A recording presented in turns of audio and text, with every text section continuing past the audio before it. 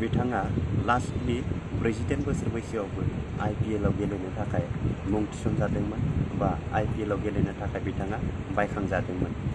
हेल' लोगोफोर, दिनैनि बे भिडिअ'आ जागोन लोगोफोर प्रबिन ताम्बेनि सोमोन्दै। प्रबिन ताम्बेया माबोरै गावनि जिउआव 40 बोसोर बैसोआवबो साक्सेसखौ मोननो हाखो। बिथाङा गोबां नाजाबोनायनि गेजेराव बिथाङा गावनि थांखिखौ माबोरै मोनफुंनो हाखो, बेखिनिखौ दिनै बे भिडिअ' नोंथांमोननि खाथियाव आं सुंद'यै थुलुंगा महरै बानायनो थाखाय आखायाव लानाय जाबाय।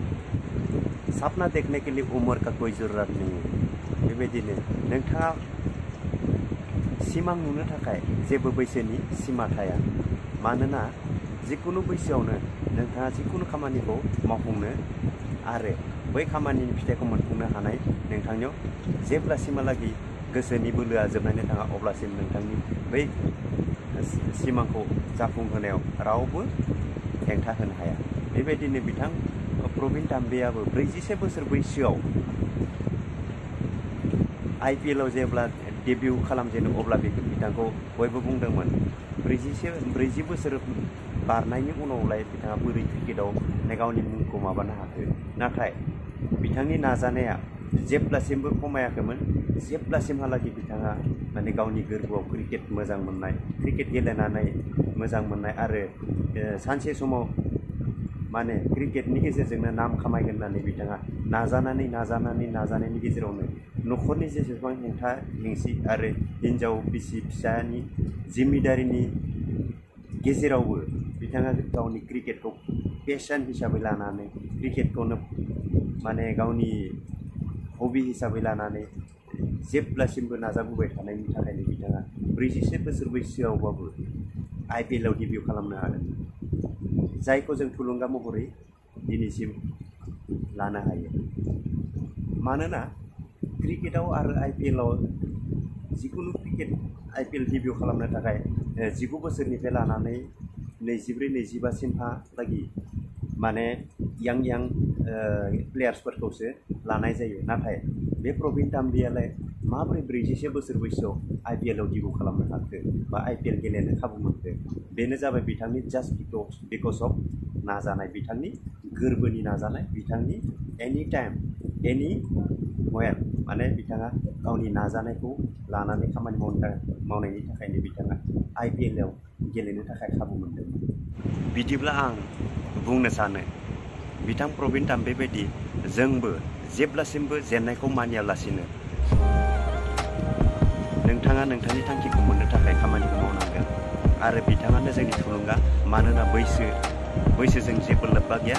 नोंथांनि थांखिखौ नोङो मावफुंनो थाखाय आं बैसो जाबाय, आं 40 बोसोरनि बारबाय, आं बे खामानिखौ मावफुंनो हाला बा बे बिजनेसाव आं साक्सेस मोननाय नंला बा बे खामानियाव आं साक्सेस जानाय नंला होननानै नोंथाङा नेभार गिभ आप। माब्लाबाबो नोंथाङा नोंथांनि थांखिखौ गारनानै दाथां। मानोना नोंथाङा नोंथांनि थांखिजोंसो साक्सेसखौ जाफुङो। नोंथांनि थांखिखौ मोनफुंनायनि उनावसो नोंथांनि जिबना साक्सेस जागोन। बेखायनो जेब्लासिमबो नोंथाङा नोंथांनि थांखिखौ गिभ आप खालामनानै एरायनानै थांनाङा। मानोना नाजानाय थायोब्ला बैसो बा जिकुनु हेंथाया नोंथांनि थांखिखौ हमथानानै दोननो हाया। बेखायनो जों प्रबिन ताम्बेनिफ्राय सोलोंनो गोनां बे मोननैसो खोथाया जेब्लाबो नोंथांनि जिउआव नोंथांखौ साक्सेस जानायनि लामायाव अरायबो थुलुंगा होगोन होननानै आं सानो। आरो नोंथांमोना बिथांनि जिउ जारिमिनखौ थांनानै नायहैनो हागोन। गोबां भिडिअ बानायनाय दङ बिथांनि सायावनो। दिनै मोनसे फिल्म बानायनाय जादों, बे फिल्मनि मुङानो जाहैबाय कौन प्रबिन ताम्बे। बेयाव बिथांनि पुरा लाइफ स्टाइल बा बिथांनि पुरा जिउ जारिमिननि सोमोन्दै बे फिल्माव बिथांनि सोमोन्दै फोरमायनाय दङ। बिथाङा जाबायदि संघर्ष खालामनानै गावनि जिबनाव साक्सेसखौ मोननो हादों बा क्रिकेट जगताव गावखौ मुं खामायनो हादों, बेबायदिनो बे फिल्माव नोंथांमोना बिथांनि जिउ जारिमिनखौ नुनो मोनगोन। नोंथांमोना थांनानै नायहै आरो थुलुंगा महरै लानानै नोंथांमोना अरायबो खामानिखौ मावलां। जाय समाव नोंथाङा हानांगौ होनना सानदोंमोन बे समहालागै साक्सेसखौ मोननो हायाखै, नाथाय नोंथाङा धैर्य हम आरो मावलांबाय था। अब्ला नोंथाङा जिकुनु बैसोआवनो नोंथांनि बै जा नोंथाङा थांखि दङ बे थांखिखौ नोंथाङा मोनफुंगोन होननानै आङो आसा खालामो आरो बेबायदिनो नोंथाङाबो मोनफ्रोम खामानिखौ मावलांबाय थागोन होननानै आं आसा खालामो। बेनि थाखाय बिथांनि बे जिउ जारिमिननिफ्राय जों सोलोंनो गोनाङा बेनो जे आख्रि सास्ताक जोबथा हांसिम जों जेननायखौ गनायनानै लानो नाङा, अब्लासो नोंथाङा नोंथांनि जिउआव साक्सेसखौ मोननो हागोन। बेनि थाखायनो बे प्रबिन ताम्बेनि जिउ जारिमिनखौ दिनै मुभि महरै बानायनाय जादों। बिदिब्ला आंनि लोगो नोंथांमोनखौ आं मोनसे खोथा बुंनो लुबैयो। जोंनि साफ्रोमबो बिदा फंबाय बिब' बिनानावमोननि आखायाव बयनावबो मबाइल माने मबाइल गैयालासिनो रावबो गावनि जिउखौ बारहोनो हाया होननाय बायदि दिनैनि दिना जानानै फैदों। बेखायनो नोंथांमोना मबाइलखौ लानानै बबे खामानियाव बाहायो आरो बे मबाइलखौ लानानै नोंथाङा मोजां खामानियाव बाहायनो रोङोब्ला नोंथांनि जिउआ माबोरै साक्सेसखौ मोननो हागोन, बा नोंथाङा बे मबाइलखौ बेसेबां मोजां खामानियाव बाहायनो हायो बेखौबो नोंथांमोना एसे मिथिनानै लानाया मोजां। मानोना दिनै मबाइलखौ लानानै नोंथांमोना पाबजि गेलेनाय, फ्रि फायार गेलेनाय बा माखासे बेकार खामानियावसो बे मबाइलफोरखौ बाहायनाय जायो। बिनि अनगायै नोंथांमोना बे मबाइलनि गेजेरजों मोजां कचिं बा मोजां लेक्सार बा मोजां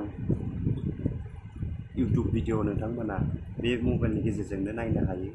अब्ला नोंथांमोना बे मबाइलखौ मोजां खामानियाव बाहायनांगौ आरो नोंथांमोना जेब्लाबो मोजां फिल्म, मोजां मुभि बा मोजां लेक्सार बेफोरबायदिखौ जेब्लाबो नायनांगौ। गाज्रि फिल्म बा गाज्रि सिरियाल, गाज्रि वेब सिरिज बेफोरखौ नायनानै बेफोर मबाइलनि भेलुखौ ओरैनो भेलुलेस खालामनानै जेबो मुलाम्फा गैया। नोंथांमोना बेफोरबायदि प्रबिन ताम्बेमोन बायदि आरो थ्रि इडियट्स बेबायदिनो किसुमान जोबोद मोजां मुभि दङ, जाय मुभिखौ नायोब्ला नोंथांमोननि गोसोआ बा नोंथांमोना माबा मोनसे खामानि थांखिखौ मावनो थाखाय जेरै जुनुन बा थुलुंगा मोनो, बेफोरबायदि मुभिखौ जेब्लाबो सेलेक्ट खालामनानै नायनो सोलोंनांसिगौ। दिनैनि दिना लोगोफोर बादायलायनायनि दिन। बे बादायलायनायनि दिनाव उन जानानै, गोदोसोनानै, गोग्लैसोनानै, लोंना जानानै माखासे इम्परटेन्स नङै खामानिफोराव गावनि समखौ बरबाद खालामनानै जेबो मुलाम्फा गैया। लोगोफोर, नोंथांमोना अराय सम मोजां खामानिखौसो मावनो नाजानांगोन। बे कम्पिटिटिभ मुगायाव कम्पिटिसन खालामनो नाजानांगोन, गुबुन हारिजों फेर फाथिनो नाजानांगोन, बुहुम दरबाराव गावखौ गायसननो थाखाय नाजानांगोन। बेखिनिखौनो आं नोंथांमोननो बे भिडिअनि गेजेरजों फोरमायनो लुबैयो। लोगोफोर सोरबा सासेनि माथायावब्लाबो बेफोर आंनि बुंनाय बा सोरबा गोरों गोरा इउटिउबारफोरनि बुंनाय खोथाफोरा माथायाव जुदि सोरबा सासेनि मेलेमाव हाबनानै सोरबा सासेनि जिउखौ जाफुंसार खालामनो हायोब्ला बेनो आंनि जिउनि नाजानाय आरो अरायसम बेबायदिनो नाजाबाय थागोन। जाय लानाया लाथों आरो लानानै मोजां थांखियाव, मोजां लामायाव सहैनो हाथों, बेफोरखौनो आं अरायबो नाजाबाय थायो। जोंनि बर' हारिनि लाइमोनफोराबो बिश्व दरबाराव गसंथानो हानाय आरो मुलुग दरबाराव मोजां नाम लाखिनो हानाय बेफोरबायदि मानसि उजिनो हाथों। प्रबिन ताम्बेमोन बायदि नाजानानै क्रिकेटनि दुनियायावनो जा बा दिनै जोंनि बिथां हलिचरन नार्जारी बिथांमोना जेरै मुं खामायनायजों लोगोसे माखासे फाइनान्सियेल बा थाखा फैसाबो गोबां आरजिनो हायो, बेबायदिनो जोंनि गेजेराव आरो गोबां हलिचरन उजिबावनांगौ आरो गोबां प्रबिन ताम्बेमोन बायदि उजिनांगौ आरो गोबां गिदिर बिजनेसमेन, गिदिर डक्टर, गिदिर इन्जिनियार बेफोरबायदि जोंनि बर' हारिनि गेजेरावबो उजिनांगौ। अब्लासो जों गुबुन हारिजों दिनैनि बे बिश्व दरबाराव फेर फाथिनो हागोन। बेखिनिखौ आं नोंथांमोननो दिनैनि बे सुंद' भिडिअ फोरमायथिनाय जाबाय। लोगोफोर, गोरोन्थि जायोब्ला निमाहा होदो। जय हिन्द, जय बर' बिमानि जय।